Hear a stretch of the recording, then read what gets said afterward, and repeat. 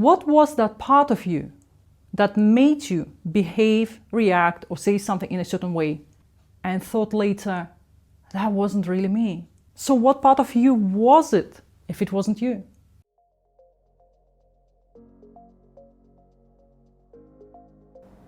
Hello and welcome back to my YouTube channel. And I hope you like this kind of video, because here we will be talking about psychology of self. So we'll be looking at something called ego from both Western and Islamic psychology point of view. Without further ado, let's get to our class right now. By the way, if you like the course, all the links in the description below. So the self, which is comprised of ego, the term we're all familiar with, can be viewed from so many angles. But before we get on with our lecture, I want you to do this really short 5-second exercise. Close your eyes and take a deep breath. Let yourself land in this moment, here and now. You are not here to perform right now. You are here to remember. And let me ask you this. Have you ever done something, said something, reacted in a way, and thought later, that wasn't really me? What kind of memory it brings to you? Now open your eyes and let's continue our conversation. What was that part of you that made you behave, react, or say something in a certain way? We all have this experience. So what part of you was it if it wasn't you? This is why we're exploring in this lecture ego versus essence, and how our truest self often gets buried beneath our reactions, our fears, and our defenses.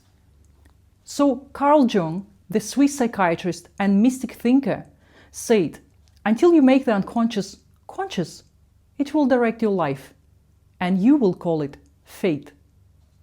That's a very good quote. Let's read it again. Until you make the unconscious conscious, it will direct your life, and you will call it fate. In Jungian theory, the ego is the center of our conscious identity.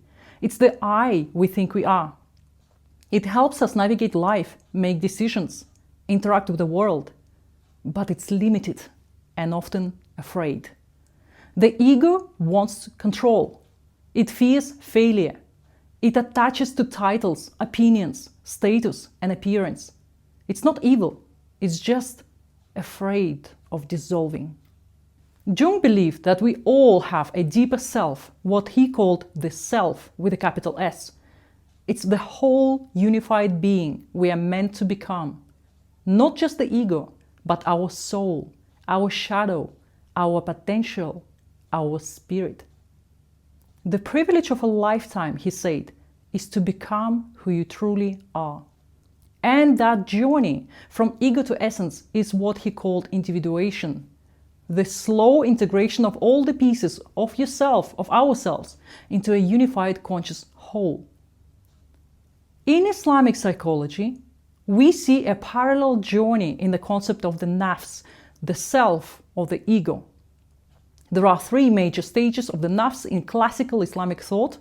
First of all, it's nafs al-ammara, the commanding self, driven by base desires, ego, pride, impulsivity. We're all familiar with this, whether we had to tame it in ourselves or whether we see it in other people. The second one is nafs al-lawama, which means the blaming self, beginning to reflect, feel guilt, self-correct. This is where a lot of health-conscious people are. They are reflecting, they are feeling guilt for our past behavior. This is the sign of maturity, growth. And the third one is nafs al-mutma'inna, the peaceful self, aligned with divine will, at peace internally. This is where all spiritual seekers want to be, what we are all working on. So this isn't just theology, it's psychology, a map of the soul's maturity. Our spiritual journey is to purify the nafs, the ego, the self, but not to kill the ego, but to transform it. So let's bring it into real life. So when you are triggered by a comment and you snap back, that's your ego. When you feel the need to prove yourself constantly, that's the ego. When you're struggling with jealousy, control, or insecurity, again, that's ego. But when you pause instead of reacting, when you apologize even when your pride resists, when you let someone else win just to keep peace, when you help without needing recognition, that's your essence showing up. Your essence is generous, forgiving, calm, rooted. It's the part of you aligned with fitrah. This is what we call in Islamic psychology your original God-given nature. Ego says, once everything falls into place, I will feel at peace. That's the ego. Whereas spirit says, find peace now, and everything will fall into place. So here are some questions for reflection for you. Where in your life do you feel the ego is running the show? What triggers your defensiveness or your need to control? When do you feel most connected to your essence? Calm, real, surrendered? If you are journaling, these are great questions for reflective writing. Because the reflection on these questions, that would be your perhaps first step in healing.